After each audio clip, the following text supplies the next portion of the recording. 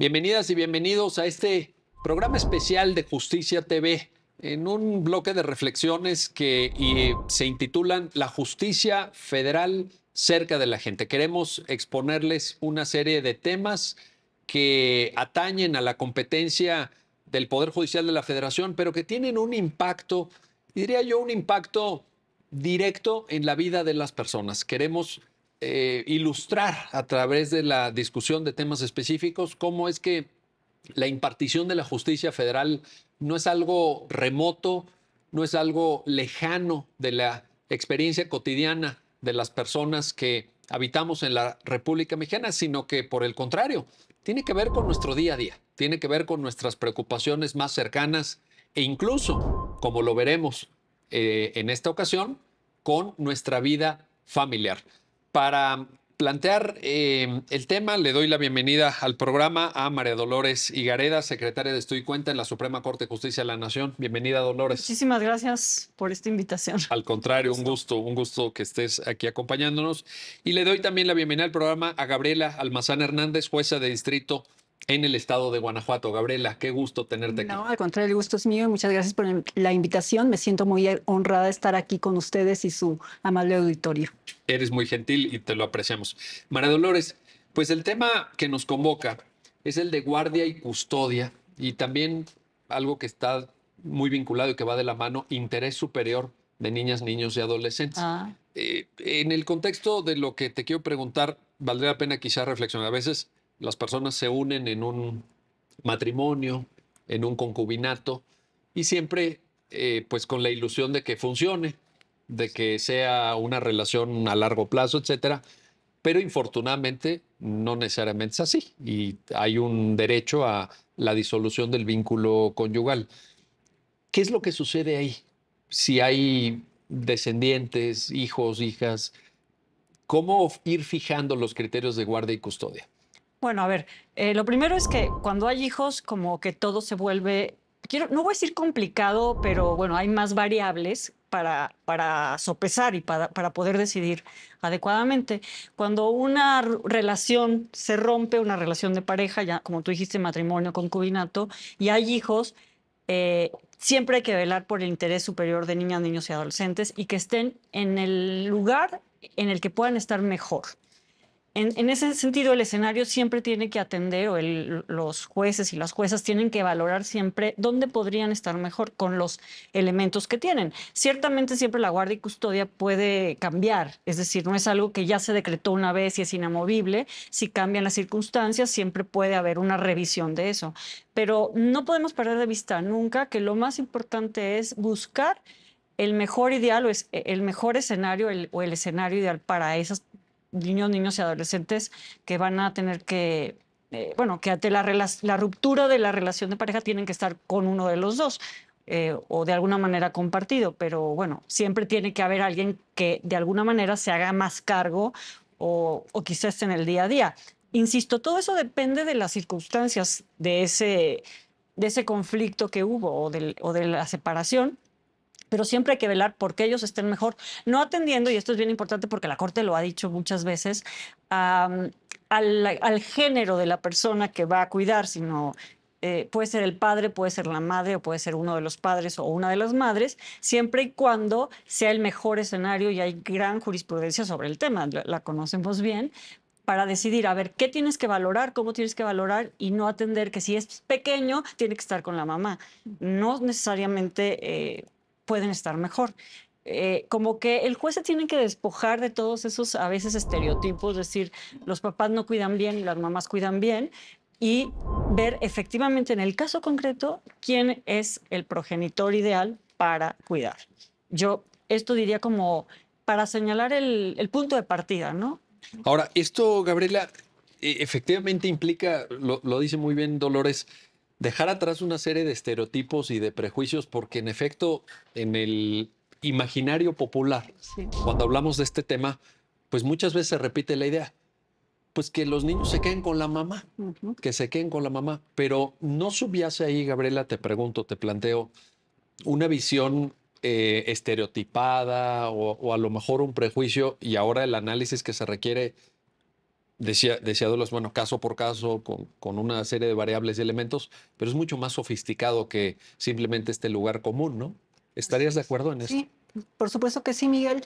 Aquí es muy importante lo que tú estás comentando en relación con este enfoque, no únicamente con perspectiva de la niñez y de la adolescencia, sino también con este enfoque de género, no únicamente a favor en este caso, de la mujer, ¿no? Porque siempre atendiendo también a a toda nuestra carga social y cultural históricamente, se ha entendido, como tú bien lo comentaste, en nuestro imaginario colectivo, en nuestro imaginario social, que la mujer es la más apta para cuidar al menor, ¿no? Al niño o adolescente. Entonces, incluso se ha reflejado en muchas de nuestras legislaciones civiles, procesales civiles, donde así lo establecen, ¿no?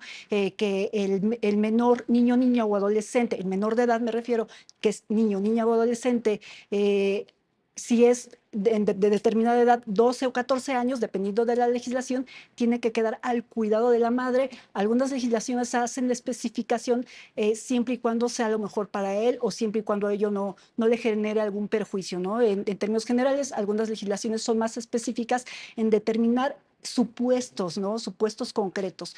Sin embargo, no podemos partir de esa idea estereotipada de que la mujer por naturaleza propia es la más apta para cuidar a el infante o al adolescente en su caso. A lo mejor si se atiende a los primeros años de vida por ese contacto que tiene que tener, sobre todo por la alimentación a través de la leche materna, Claro. de cierta manera podría justificarse, pero no seguirse traslapando, ¿no? A este imaginario colectivo que así se tiene que seguir haciendo hasta determinada edad y que la edad que determina el código que específicamente regula en alguna situación que esté sujeta a análisis, así tenga que ser de manera tajante, ¿no?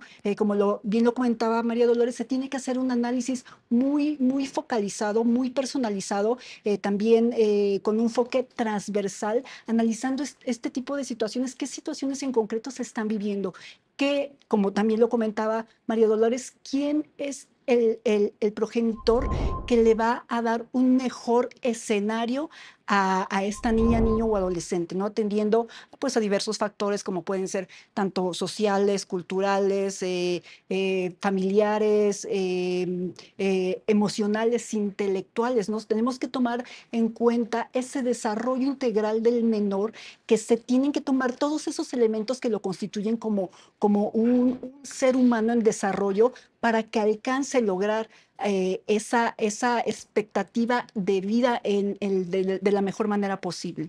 Ahora, en esta lógica, Ujú. por los comentarios que ambas nos comparten, regreso contigo, María Dolores, y te planteo. Aquí lo importante es hacernos la pregunta de cómo podemos lograr el mayor nivel de bienestar, pero para los niños, niñas o adolescentes. Y te Sí. lo pregunto porque a veces en tema de guardia y custodia el enfoque es que yo tengo derecho a quedarme con mis hijos. Es que yo tengo Sí, sí, sí. derecho, Es como si fuera un interesante, derecho sí, de los de padres, los de padres. los Pero yo progenitores. entiendo por el comentario que ahorita Sí. ustedes hacen que el enfoque para efectos de la decisión que habrá de tomarse y de la argumentación que habrá de construirse, Ujú. es desde los niños. ¿Es correcto Sí, esto? sí, a ver, yo aquí anotaría dos ideas. Una, la primera es que, a ver, todos nuestros códigos civiles son pues bastante antiguos y no siempre se han reformado en materia de familia con la nueva tendencia del derecho de familia que tanto hemos hablado de la constitucionalización, o sea, que los derechos humanos permeen, o sea, influyan en el derecho de familia. Entonces se habla de patria potestad y como diciendo, si yo tengo la patria potestad, tengo el derecho a tener la guardia y la custodia, porque ambos progenitores tienen la patria potestad, entonces tendrían derecho. Y todo digamos que el punto de vista ha cambiado totalmente a decir, no es que tengas tú el derecho a la patria potestad, y aunque no es propiamente el tema, pero influye, no es un derecho, más bien es una responsabilidad. Incluso la doctrina ha transitado a hablar de responsabilidad parental, es decir, de alguna manera, no, patria potestad, potestad viene en latín es poder, entonces de alguna manera los patria padres tienen el poder sobre los hijos y eso ha pivotado o ha cambiado, evolucionado a responsabilidad parental. Ya con eso nos damos una idea que la propia guardia y custodia no es propiamente un derecho de los padres, sino es un derecho de los niños, niñas y adolescentes a estar en el mejor lugar, en el mejor escenario para su desarrollo. Y la segunda idea que quiero anotar esto es que si bien es un derecho de los niños, también se les debe escuchar. ¿Significa eso que el niño, bueno, tomando en cuenta su grado de desarrollo y madurez, no es lo mismo que un niño de 1 año diga quiero estar con mi papá o con mi mamá a que un adolescente de 14 años que tiene más elementos, es gradual aquello? Entonces yo creo que en ese escenario, uno, pensando que la guardia y la custodia no es un derecho de los padres, sino que es un derecho de los hijos para estar en el mejor lugar para su desarrollo integral, por decirlo así. Y dos, también es importante ver qué es lo que quiere el niño. Y hay muchos modos de saberlo. Bueno, en los juzgados y demás hay gente especializada en estos temas para saber cómo leer entre líneas detrás de lo que dice el niño, si efectivamente está de alguna manera influenciado o de alguna manera hay pues una carga emocional que le impide expresarse con total libertad. Y ahí está eso, o sea, hay muchos elementos para saber. Entonces yo anotaría esas dos ideas como para dejar claro que la guardia y la custodia no es un derecho de los padres y que tampoco se puede pasar por encima del niño o niña o adolescente, sino que el juez o la jueza tienen que ser como muy sensibles a eso, que tampoco significa hacerles totalmente caso. Finalmente el juez tiene muchos más elementos en el expediente como para determinar, pero sí tiene que tener cierto peso, cierto valor, o sea, es una campana más que hay que oír.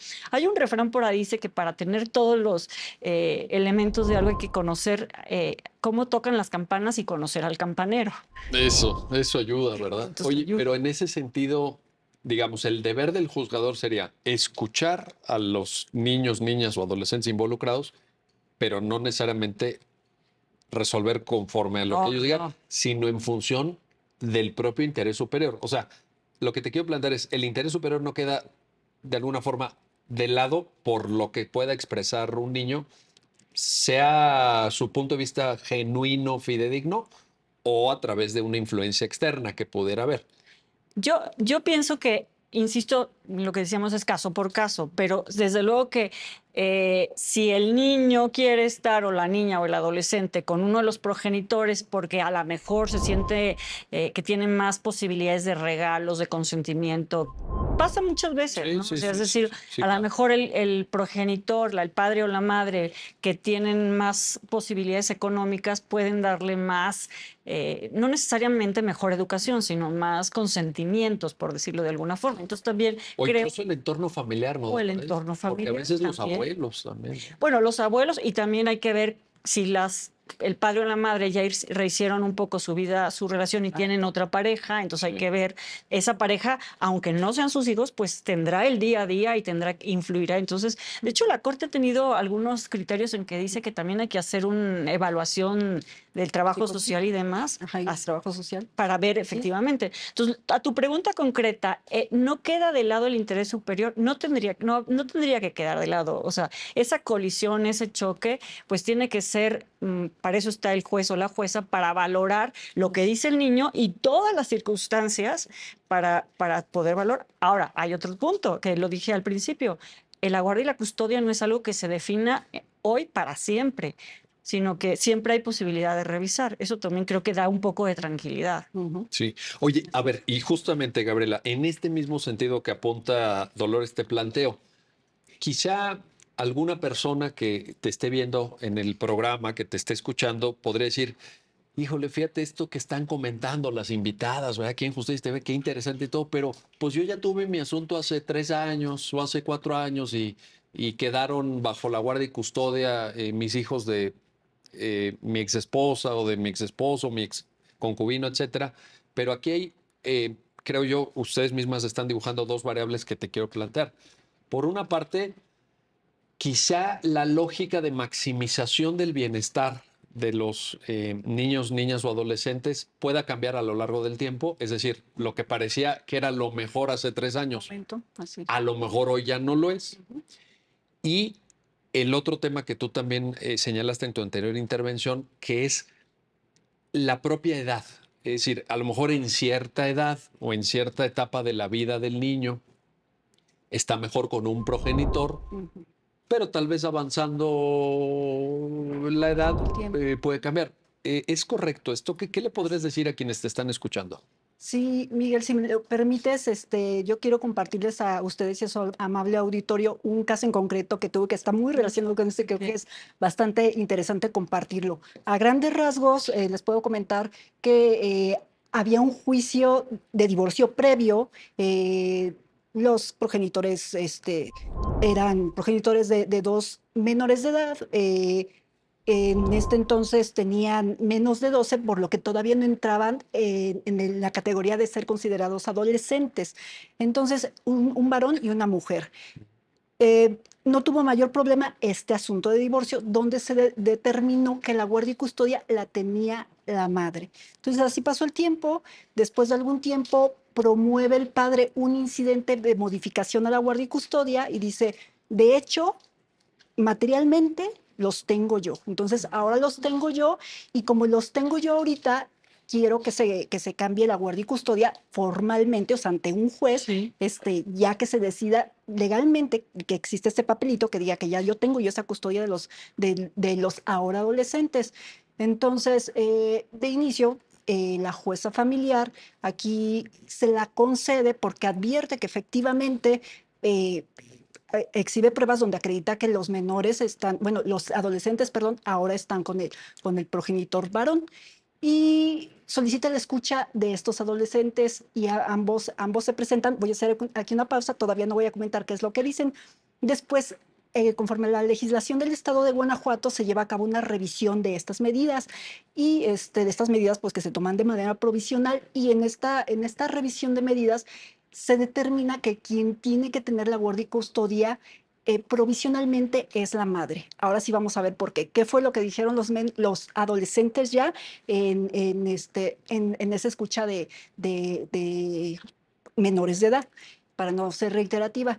Eh, Ellos dijeron, mi mamá ya no nos atiende, mi mamá ya tiene una nueva pareja, entonces, pues como ya tiene una nueva pareja, ya no nos atiende, ya no nos cocina, ya no nos lava, ya no nos plancha, ya no nos atiende, entonces nosotros, como ya no nos atiende, consideramos que mi mamá ya es una mala madre, ¿no?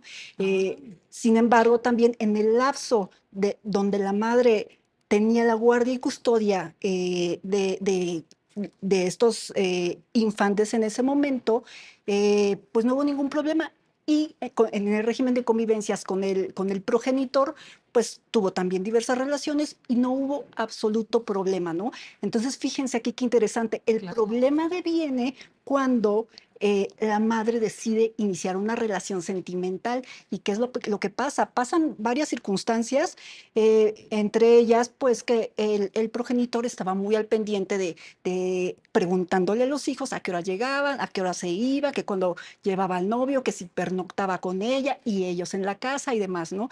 Pero aquí el tema central es esta opinión de los adolescentes respecto a por qué el concepto de madre cambió, ¿no?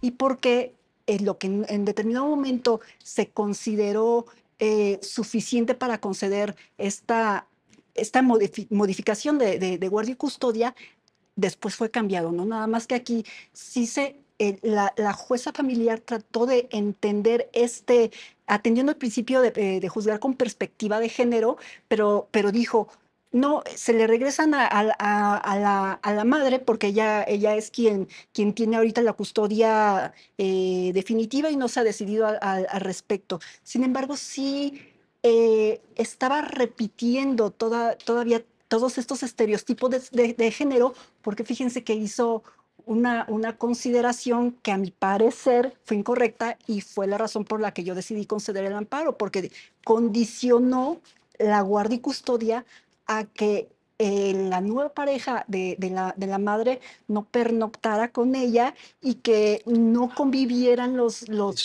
pidió, pero adolescentes. pues ya era el ex, perdón, ¿no? Pero Sí, aquí, sí, sí, pues sí, ya era el no, no, ex, no, ¿no? sí, y eso, Bueno, y el eso ex entonces, consideró pero qué, no, es que exactamente, ¿no? Fíjate, Miguel, cómo precisamente en ese imaginario colectivo del que ya habíamos Ajá. comentado en el segmento anterior, existe todavía esa idea de que ese mito de la madre tiene que ser mártir, la madre tiene que ser abnegada, la madre Exactamente. tiene que dedicarse al cuidado No exclusivo puede de tener novio la mujer. Exactamente, porque si ya tiene novio o si tiene Pero ya una está actividad, divorciada, ¿no? sí, Entonces, sí, a eso es a lo que vamos, ¿no? fíjate. Precisamente es la perspectiva que tenemos que cambiar nosotros como juzgadores, hacer conciencia a todo el público que nos está escuchando, a todos los ciudadanos, de que esto no es así, que esos estereotipos, esos roles de género que se han asignado a las mujeres por el hecho de ser mujeres,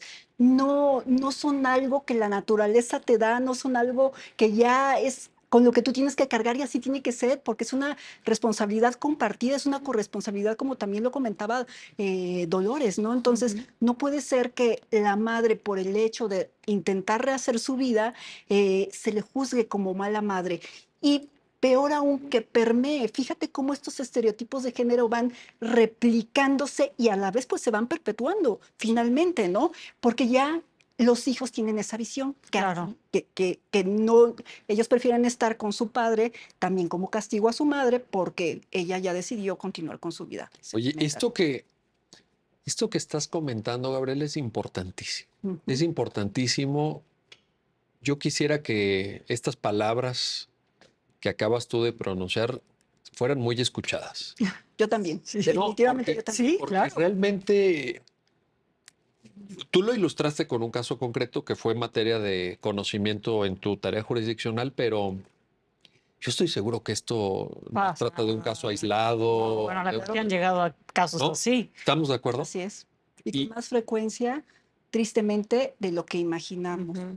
pero no en el fondo, digo, y perdón, aquí se los pregunto incluso, bueno, ustedes dos en su carácter de mujeres, ¿no ven ahí también una intromisión totalmente fuera del lugar en la propia dignidad de la mujer? Por supuesto, O sea, realmente, ¿cómo controla sí. un ex Ajá, la vida de las mujeres? Manipula, así es. no tengas novio, pero luego también se dice, no, pero si tienes novio no lo lleves a la casa o no, o que no se quede a dormir Pues está vulnerando su derecho al libre desarrollo de la personalidad, que creo que ese es y su derecho a la privacidad y a la intimidad. Oye, ¿a actividad. ti qué te importa quién se queda a dormir o no se queda a dormir? Lo curioso es que esa exigencia no es pareja, digamos, Así es. hacia el O sea hombre. que al revés no. No es, O sea, habrá si la excepciones, habrá exesposa, si la excepciones. exesposa Sí. se entera que su exmarido tiene ya una relación, ya no se mete a que si la novia se queda a dormir o no, pues A ya. lo mejor alguna vez, pero, o sea, quiero decir, hay más, son excepciones. O sea, lo otro, quizá hay más casos, al menos que yo conozca, Sí.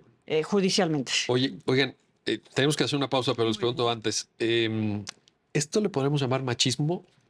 ¿Es una expresión de machismo? Claro, Sí, ¿no? Sí. yo digo que sí. ¿Sí? Y es una situación de violencia de género. Y violencia de género. Así es. ¿Entraría dentro de las definición legal Claro que sí, conforme a la Ley General de para una vida libre de violencia? el acceso a las mujeres a una vida libre de violencia, sí entra dentro de los tipos de violencia que prevé el artículo sexto. Que te escuchen, Gabriel. Sí, por Que favor. te escuchen, porque es muy importante. No, Es muchas muy gracias por la importante, es atención. muy importante lo que acabas de decir. Que Y llegue a quien tenga que llegar. Así sí, es. y bueno, ahorita lo platicaremos, pero también me atrevo a sugerir que entre esas personas a las que tiene que llegar este mensaje, que tú ahorita acabas con mucha claridad de defender, sean también personas juzgadoras, porque no Claro, está claro, exento, porque no está exento. Si quieren, ahorita sí, lo, sí. lo platicamos. Vamos a hacer una pausa, no se vayan. Estamos hablando de cómo la justicia federal impacta en la vida cotidiana de las personas y en estas situaciones en donde a veces se tiene que dilucidar la guardia y custodia en caso de separación, en caso de divorcio y la tutela, la salvaguarda del interés superior de niñas, niños y adolescentes. Regresamos enseguida. Ya estamos de vuelta, ya estamos de regreso en este programa especial de Justicia TV para hablar de cómo la impartición de justicia federal afecta el día a día de la gente, cómo tiene que ver con su esfera pues, más cercana, más íntima, incluso con su familia, la manera de convivir con su familia. Y quiero ahora regresar contigo, María Dolores Higareda, para preguntarte, aunque pueda parecer muy obvio, pero creo que vale la pena dilucidar esto. la realidad de la convivencia familiar, las relaciones familiares es extraordinariamente compleja. Sí, probablemente siempre lo ha sido, pero creo que en nuestro tiempo esa complejidad se acentúa. Y por otra parte, también es cierto que los estereotipos a los que ustedes aludían y la forma de representar las expectativas de la convivencia familiar han ido cambiando. Quiero decir con esto que la sociedad mexicana, pues también es diferente a aquella sociedad mexicana de los años 40 o 50 del siglo pasado.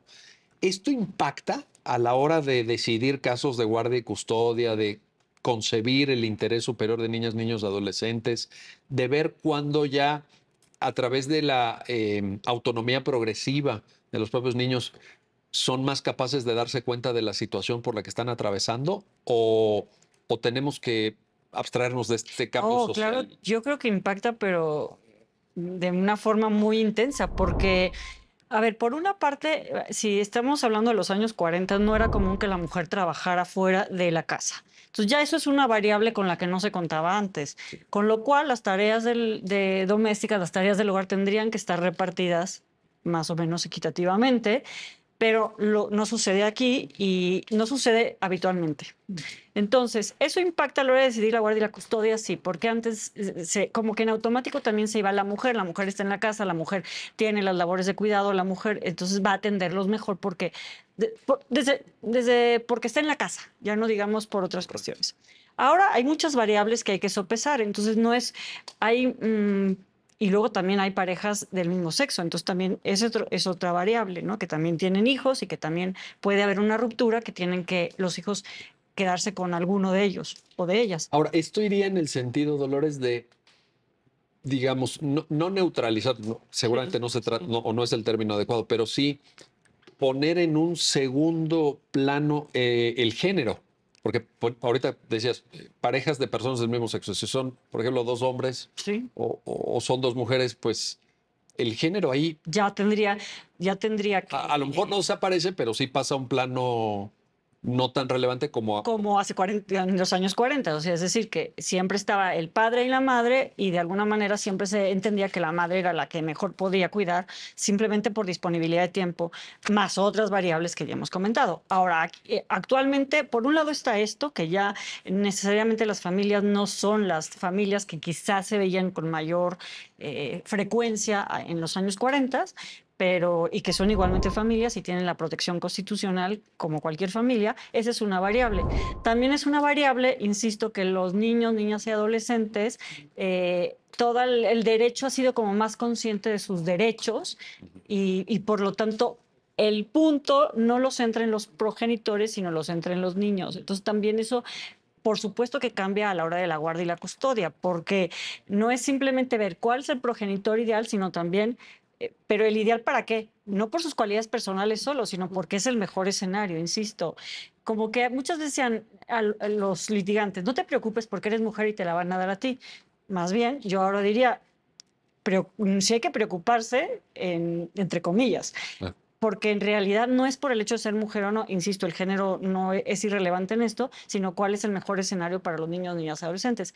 También creo que los niños, niñas y adolescentes también están más conscientes de su realidad y de alguna manera de sus derechos, ¿no? Hay toda una conciencia, pues porque el mundo es global, porque hay redes sociales, porque hay una serie de cuestiones que hace muchos años no se contaba. Entonces yo sí creo que ha cambiado la forma de concebir y de atribuir la guardia y la custodia, y con todas esas variables el juzgador, la juzgadora tienen que tomar una decisión, y en dado caso los padres o las madres que piensan que son que tienen el escenario ideal para tener la guardia y la custodia, pues tienen que hacer ver eso en el expediente en el que están litigando o pidiendo la guardia y la custodia.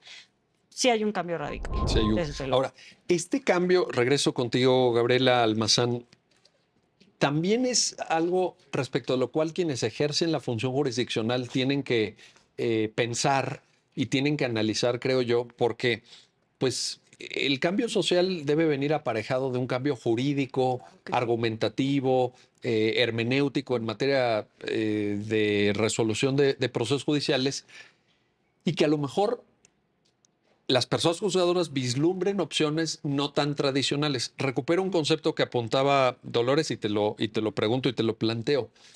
Esquemas de custodia compartida, en donde ya no sea o la opción A O la o opción B. la opción B, sino que pueda haber también una distribución de roles, una distribución de cargas, etcétera. ¿Lo ves viable? ¿Te suena? ¿No te suena? Sí. ¿Cómo lo aprecias? No, pues la verdad que la pregunta es muy interesante. Es, como tú bien lo comentas, ¿no? Es un tema de cierta manera novedoso, esta custodia compartida. ¿Por qué?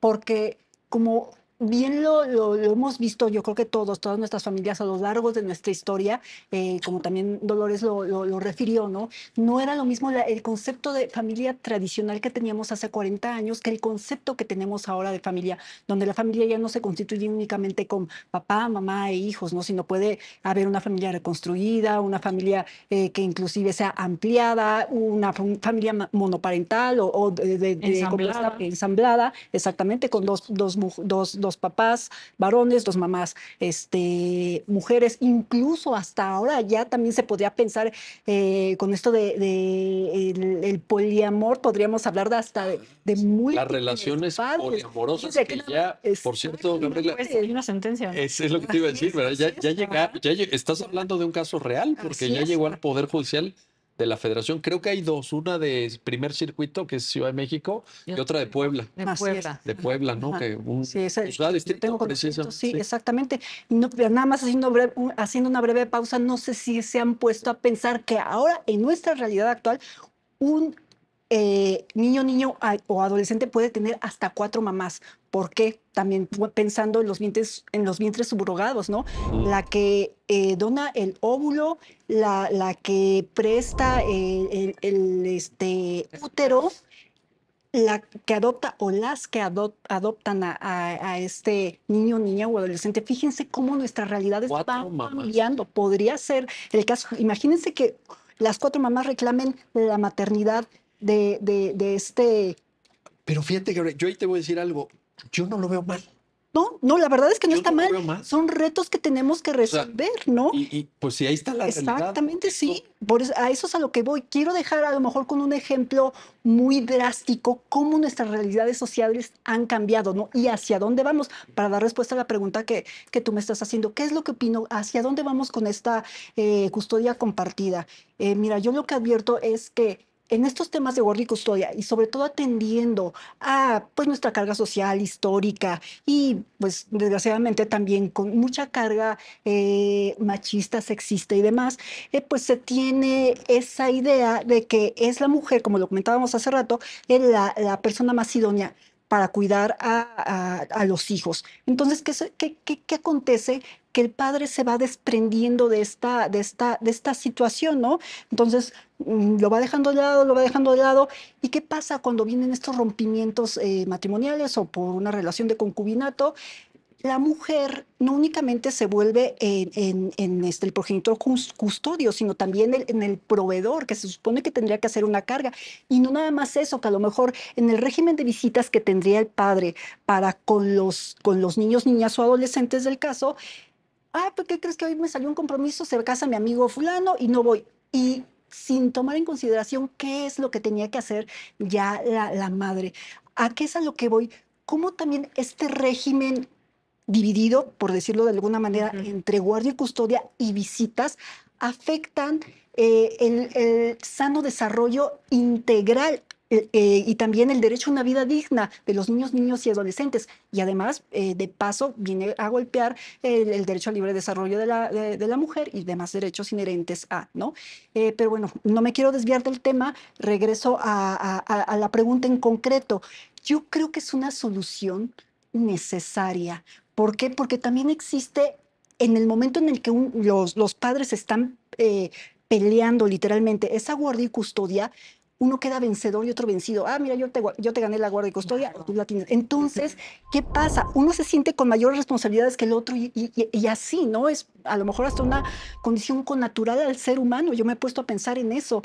pero en el momento en el que se determina una guardia y custodia compartida, porque además hablando de los derechos de los niños, niñas y adolescentes, y en el tema sobre todo de alimentos, o sea, si te das cuenta en todas nuestras legislaciones procesales civiles se habla el tema de alimentos como todos aquellos elementos que sirven para la subsistencia del niño, niña o adolescente. Sí. Pero ¿qué pasa con con esos aspectos emocionales, intelectuales, espirituales, ¿no? Psicológicos, ante esa ausencia del padre, que desgraciadamente es el progenitor varón, ¿no? Entonces, yo creo que en esa medida sí se puede encontrar ese desarrollo integral y holístico que se busca para este niño, niña o adolescente inmiscuido en esta problemática social, que es su realidad social, ¿no? Y como tal se tiene que resolver atendiendo esas situaciones.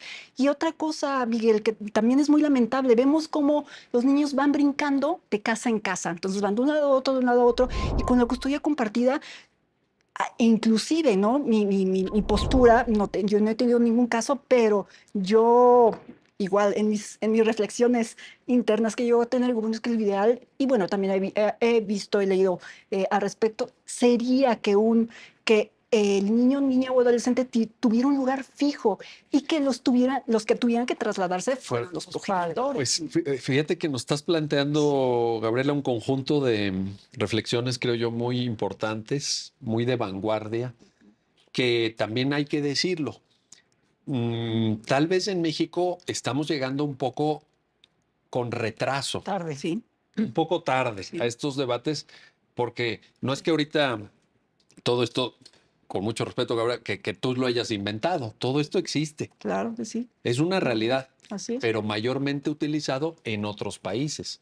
En México todavía tenemos como muy clara esta diferencia. Una cosa son, o es la guardia y custodia, y otra cosa el derecho de visita. Ujú. Uno tiene la guardia y custodia y el otro el derecho de visita, pero entiendo que tu postura sería más hacia tal vez romper esta Claro. dicotomía. Sí, precisamente porque hacer esta distinción hace que el progenitor, y repito, desgraciadamente la mayoría de veces es el varón, se deslinde Sí, de la responsabilidad sí, con sí, el sí, menor, tienes toda la con el razón. infante en todos los aspectos de su vida, no nada más Totalmente. en los aspectos materiales. Y esto que dices de que agregas, ¿no? Ujú. Oye, ¿y por qué no los niños se quedan siempre en el mismo domicilio Ujú. ¿De ser posible? ¿Por qué no? y que una semana esté en ese domicilio el papá, por decir algo, o puede ser una quincena, depende de lo que Sí. cada quien Ujú. dice, y al siguiente esté el otro, la mamá, ¿no? O el otro, un progenitor y el otro progenitor, o sea, y- Podría plantearse también atendiendo muy específicamente a las circunstancias del caso. Yo sí. creo que aquí sí es muy importante hacer esa Claro. puntualización Sí, porque por ejemplo, que vivan en la misma puede ciudad los pasar dos progenitores, porque una regla genérica. Sí. Así es. si le decíamos a un progenitor, oye, abandona tu trabajo, abandona todo 15 días, Ajá. ¿verdad? Sí, Así es. ahí podría complicarse. Pero bueno, pues está esta posibilidad. Dolores, en ese sentido, todo esto cómo transmina lo de ahora y lo anterior al ejercicio de la función jurisdiccional, porque yo creo que también no es que en la función jurisdiccional estén exentos de prejuicios. Claro, uno pensaría, idealmente, pues si tú eres jueza, si tú eres juez, pues tienes que llegar y tener tus esquemas muy claros, todo, pero bueno, ya sabemos que en la práctica esto no es así. Uno como ser humano no se desprende de sus sesgos cognitivos, etcétera. ¿Verías la necesidad, Dolores, te pregunto, de una judicatura más vanguardista, más en la línea de lo que apuntaba Gabriela? Yo desde luego, si me lo preguntas así de claro, por supuesto que sí. O sea, me parece que muchas veces los que estamos en la función jurisdiccional, tanto jueces, juezas, magistrados, magistradas y todo el personal de apoyo que está alrededor, porque también eso es importante. Oye, ¿y ministras y ministros? Ministras y ministros ¿No? también. Sí, ¿no? A veces parece que, o sea, que tendríamos que estar como más sensibles al cambio social y a dar respuestas jurídicas en clave de derechos humanos a todo lo que está pasando, porque lo que tenemos es dar respuesta judicial. O sea, no puedes decir, no, pues eso no está en la ley bien. O sea, el juez tiene que resolver y tiene que echar mano de todas las herramientas jurídicas que tiene el juez, la jueza, Mm. y ahora pues hay una cantidad de formación y de información grande, o sea, es decir, un juez, una jueza o un juzgador o juzgador en el nivel que sea, que no siga formándose, pues es muy peligroso, porque, y digo, en todas las materias, por el derecho de familia, creo que es especialmente Es que ha sensible. cambiado mucho. Ha cambiado mucho, pero es la realidad de todos y todas. O sea, finalmente vivimos en un entorno de derecho de familia, aunque no sepamos qué es derecho de familia. Oye, pero ¿te acuerdas que antes, bueno, ustedes que están muy jóvenes, no sé si les ha tocado o no, pero te daban un derecho de familia en México casi, casi de derecho canónico? Sí, Era un tema ahí tradicional, tradicional, por lo menos en la Facultad de Derecho de la UNAM, donde yo estudié, yo creo que a en nosotros nos todas. daban un También. derecho de familia, pero así cuadrado, tradicional, incluso pensando en un modelo de familia. No, no en Claro, esto no, que no. ustedes dicen de la diversidad, de la pluralidad. Los textos clásicos de derecho familiar en México están pensados para un modelo de familia y un modelo de convivencia familiar y un modelo de relaciones familiares. Totalmente. Y hace falta esa innovación porque no es lo mismo el derecho ni la realidad ni o sea, el cambio social es inminente, o sea, está haciéndose. Entonces estamos El cambio jurisprudencial. bueno, a ver, desde mi punto de vista, el cambio fuerte que ha tenido el derecho de familia ha sido vía judicial, a través de la jurisprudencia. O sea, si uno lee los códigos civiles, claro que hay, o códigos de familia, claro que hay cambios y hay evolución en este sentido para proteger los derechos humanos de todos los componentes todas las personas que componen una familia. Desde luego, pero los códigos han sido interpretados y gracias a esa interpretación es que se defienden y se resguardan los derechos de los que están de las relaciones familiares. Si no, pues, o sea, ¿cuántas veces se ha declarado inconstitucionales ciertos artículos? Por ejemplo, este que decíamos que en muchas legislaciones que decían que los hijos menores de tal edad tienen que estar con la madre. Sí, Cero es una discriminación hacia los padres, correcto. varones. Con ese podemos poner muchos ejemplos de todo esto. O simplemente, te pongo un ejemplo cómo el juzgador o juzgadora tiene que cambiar. Cuando se pensaba, y a veces desgraciadamente se piensa, que un menor de edad, un niño, niño adolescente va a estar mejor, se piensa en términos económicos. Generalmente. Es Cierto. decir, a ver, ¿quién tiene más posibilidades? ¿Dónde va a estar más cómodo? Normalmente, si ya tenemos que definir, normalmente el varón o generalmente es el que tiene mayores ingresos. Por lo tanto, si tú pones en igualdad y dices, pues es que tendrían a lo mejor un cuarto para ellos solos, una habitación para ellos solos, tendrían una serie de comodidades según el nivel en el que estés, pero tendrían más cosas. O sea, yo me acuerdo de un caso, por ejemplo, que el hijo iba a tener una habitación y iba a compartir el baño con su papá, y en casa de la madre, que era muy buena madre, no tenía agua caliente, pero la madre la calentaba en una hornilla para poder bañar al niño. Entonces, eh, que porque tiene baño va a estar mejor, no lo sé. O sea, lo económico o lo material no siempre es sinónimo de que van a estar mejor. Simplemente ser sensibles los juzgadores, las juzgadoras, a todo eso cambia una resolución. Sí. Es decir, no es solo lo material, y tú lo tocabas muy bien, lo emocional, lo psicológico, una serie de cuestiones que hay que ponderar todas a la hora de resolver. Vamos a hacer una pausa, no se vayan, regresamos enseguida para continuar en este análisis, en esta conversación sobre los criterios de asignación de guardia y custodia y las formas mejores de proteger el interés superior de niñas, niños y adolescentes. No se vayan, regresamos.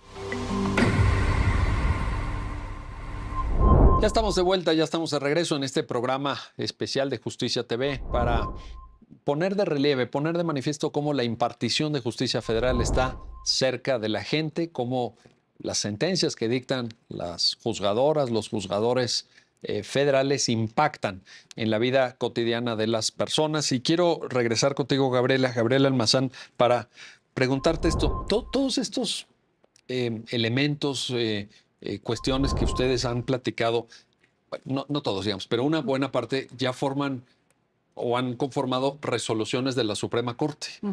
Citaba Dolores algunos casos, tú también aludías a algunas resoluciones, etcétera. Podemos pensar que ya son criterios vinculantes y obligatorios en muchos casos para la justicia local, porque lo que me hace un poco de ruido a veces es que la Corte puede tener visiones muy progresistas, los juzgados de distrito también, pero la materia familiar es del orden Local. local. Y frente a una tramitación de cientos de miles de casos que anualmente llegan a conocimiento de la justicia local, una minúscula parte, Llega. en realidad muy pequeña, llegan Así es. a la justicia federal y de eso un porcentaje también menor A llega la Corte. a la Suprema Corte. Entonces, podemos aclarar en ese sentido para quienes te están escuchando, Gabriela, quienes te están viendo, este sentido de que, oigan, hay que observar estos estándares, hay que subirse a esa locomotora de cambio jurídico que ha habido en materia de derecho a familia, como lo ilustraba muy bien Dolores, ¿no? Ujú. Sí, así es. Mira, evidentemente todos estos criterios jurisprudenciales y ahora también precedentes obligatorios eh, devienen, no encontraba la palabra, una disculpa, devienen pues diversas también legislaciones, tratados, declaraciones inclusive, que se ha hecho en materia de familia, en específico con el tema que hablamos de niños, niñas y adolescentes.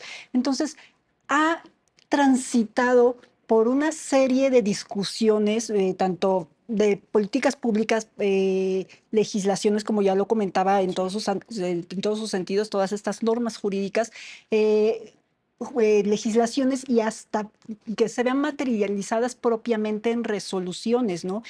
Sí, evidentemente todos esos criterios que emite la Suprema Corte de Justicia de la Nación son de carácter obligatorio, pues tratándose de asuntos específicos, como también lo estás preguntando, de alguna entidad en específico, pues se tiene que analizar quién emite ese criterio para ver hasta dónde es vinculante o no. Pero no debemos dejar de lado que ese criterio, aun cuando la legislación pudiera ser de diferente entidad, pudiera tener ciertas analogías o ciertas similitudes y podría también aplicarse utilizando un criterio orientador, ¿no? Tomar este criterio que emita o la Corte o algún tribunal colegiado de circuito y traerlo para resolver nuestro caso en concreto, evidentemente analizando todas estas cuestiones que hemos estado platicando y sobre todo se atienden al interés superior del menor. Oye, y en este sentido, decías también, Gabriela, el uso de fuentes de origen internacional, aludías a convenciones, a declaraciones, te agrego yo jurisprudencia de la Corte Interamericana. Así es. ¿Hay que voltear a ver eso? Por supuesto. ¿Puede servir? Sí. No puede servir, debe servir. O sea, yo creo que la afirmación no es puede servir. Entiendo que lo haces a manera de pregunta porque estás generando esta reflexión para el público, ¿no? Sí. Pero más bien yo quiero hacer esa aclaración que tiene que servir. Tenemos que hacerlo de manera obligatoria, ¿no? Fíjate cómo nosotros como jueces de distrito no nada más somos jueces mexicanos y nos Exacto. convertimos en jueces iberoamericanos, ¿no? Porque no tenemos únicamente la obligación de juzgar conforme a nuestras leyes locales, ¿no? Sino también voltear a ver criterios obligatorios, como tú bien lo estás comentando, de la Corte Interamericana de Derechos Humanos y también analizar derecho comparado, como lo platicábamos también al inicio de estas charlas, ¿no? El tema familiar es tan complejo y tan variable que podemos encontrar un sinnúmero de circunstancias que nunca se habían pensado siquiera, ¿no? Y entonces decimos, bueno, ¿para dónde hacemos? Tenemos que estar investigando. Yo creo que todos sabemos de esto, busco de aquí, busco de acá, busco de todos lados, y más o menos encuentras figuras o parecidas o situaciones similares y vas forjándote un criterio y ya vas viendo cómo aterrizas una solución al caso concreto, ¿no? Sí tenemos la obligación de hacerlo contestando directamente tu pregunta. Correcto. Ahora, en este sentido, Dolores, el derecho internacional, por ejemplo, estaba pensando ahorita que escuchaba a Gabriela, el propio concepto de interés superior de niñas, niños y adolescentes, pues viene de la Convención de Naciones Unidas Sí, del 89. Ujú. Hay una observación general del Comité de los Derechos del Niño de la ONU también, Ajá. que le da contenido. Esto que tú decías antes, ¿no? De vamos a escuchar al niño o niña, pues es una forma de manifestación del propio interés superior. Claro. Es una manera de Ujú. custodiar y tutelar el interés superior. Entonces, en el sentido que apuntaba Gabriela, igualmente te pregunto, apoya mucho esto, ¿no? Es algo que ya debería formar parte de nuestro día a día, el derecho internacional de los derechos humanos en materia familiar. Totalmente. O sea, tiene que formar parte, desde luego, pero también hay que saber cómo engarzarlo en la reflexión jurídica y en la argumentación o motivación de una sentencia. Es decir, no solo por citar, digamos que se da el cambio. Es decir, se pueden poner una serie de artículos y luego decir otra cosa. No, Este, bueno, ahí es que luego, o no bueno, tan... déjenme hacer una crítica, ya que ustedes están Sí, en la tarea de impartir justicia, yo estoy desde afuera. Eso de transcribir y transcribir es artículos, terrible. no, no, yo ya, es Eso que, híjole, alarga tendría que ser como innecesariamente. a pie de página, por si alguien quiere. El artículo 9 de la convención, pues búscalo a pie de página. O sea, esa es mi solución Y práctica. luego transcriben artículos que tienen muchas fracciones y la única relevancia es la fracción 37. Ajá. Bueno, pues ponme la 37, no me pongas todos, pero sí es un... Hay una profesora que yo reconozco mucho que dice precisamente que a veces los que estamos en la función jurisdiccional tenemos ese formalismo mágico, es decir, por citar la convención parece Ya. que ya dimos la respuesta. No, hay que motivar y hay que saber engarzar todas esas citas en la argumentación jurídica. Ahora, pero aquí lo importante, Dolores, es que en esa lógica de revisar esos documentos, sí puede uno encontrar muchas soluciones. No, encuentra joyas, Joyas. joyas Muy bien. orientativas muy importantes. O sea, finalmente ahí está. Hay que hacer un esfuerzo, insisto, por estudiar más y por tener. Ahora, también la verdad es que en el Poder Judicial Federal en concreto hay una oferta inmensa de formación continua. O sea, si uno, ¿Estás pensando en la escuela? estoy pensando en la escuela judicial.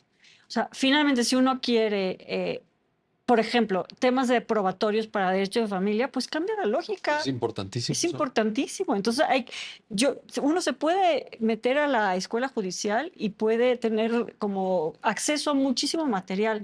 Es decir, yo creo que si la persona que esté en la función jurisdiccional no puede decir no está en la mano las cosas. El derecho comparado, vienen por entes de varias partes del mundo. Y entonces es un enriquecimiento de las propias sentencias. Ahora, el tema va a ser saber engarzarlas y argumentarlas sin solo citar y decir, pues concluye usted que así es la resolución o la conclusión. O sea, hay que saber argumentar eso. Y insisto, hay muchas joyas, hay muchas. O sea, la humanidad es muy igual en todos los países. Finalmente, tampoco somos los inventores del hilo negro.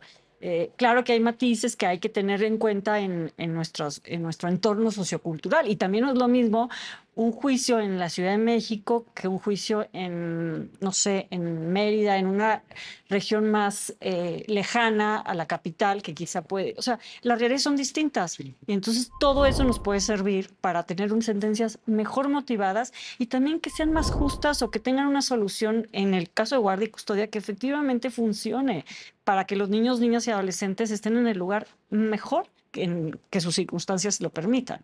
Correcto. Gabriela, nos queda muy poco tiempo de programa, prácticamente un minuto, pero no quiero despedir el programa sin preguntarte esto. ¿Observas que en el fondo, más allá de las obligaciones que ustedes tienen en la impartición de justicia, en su caso federal y lo que hagan en el fuero local, etcétera, pero también hay un llamado en las reflexiones de Dolores, en tus propias reflexiones, a la responsabilidad? Ahora, esto tal vez extendía un poco el concepto, responsabilidad parental. Es decir, no es sencillo hacerse cargo de la descendencia de tus hijos, de tus hijas, etcétera, pero hay que intentar hacerlo bien, hay que hacerlo con responsabilidad. ¿Estarías de acuerdo en esto y qué comentario, digamos, conclusivo del programa nos puedes compartir? Sí, mira, ¿qué te puedo decir al respecto? Igual conforme a la Convención sobre los Derechos de los Niños, Niñas y Adolescentes, y no nada más por citarla como tal, sino porque es un derecho inherente a los niños, niñas y adolescentes, es el derecho a mantener sus relaciones familiares. Correcto. Entonces, este tema con los ascendientes, abuelos paternos, maternos, deriva de esa necesidad también de estos niños, niños y adolescentes para convivir con sus abuelos, ¿no? Entonces, tienen derecho a convivir con una familia ampliada. Bueno, estoy entendiendo que esa es tu Sí, pregunta, sí, ¿verdad? exactamente. Sí. Precisamente porque así lo prevé la convención y porque es un hecho inherente al menor que le va a garantizar su pleno desarrollo. Como lo comentábamos, como bien lo dijo Dolores, no únicamente se refiere al aspecto económico, que desgraciadamente también sí es muy reiterativo que se advierta que es lo que se analiza, cuando a lo mejor el ejemplo que también citaba, los abuelos le pueden proveer de otros valores, de su propia identidad. A lo mejor por alguna razón ya no tiene alguno de los progenitores que fue hijo de estos abuelos y le transmiten, ¿no? Toda esa identidad, esa carga familiar que tienen, todas esas vivencias que finalmente permean en el desarrollo de este niño, niña o adolescente. Ahí está la reflexión. María Dolores Higareda, Gabriela Almazán Hernández, gracias a ambas. Y gracias a usted que hace posible esta serie de programas especiales que vamos a estar transmitiendo en Justicia TV para reflexionar sobre el impacto que tiene la impartición de justicia federal en la vida cotidiana de las personas, como ustedes mismos lo acaban de escuchar. Gracias y hasta pronto.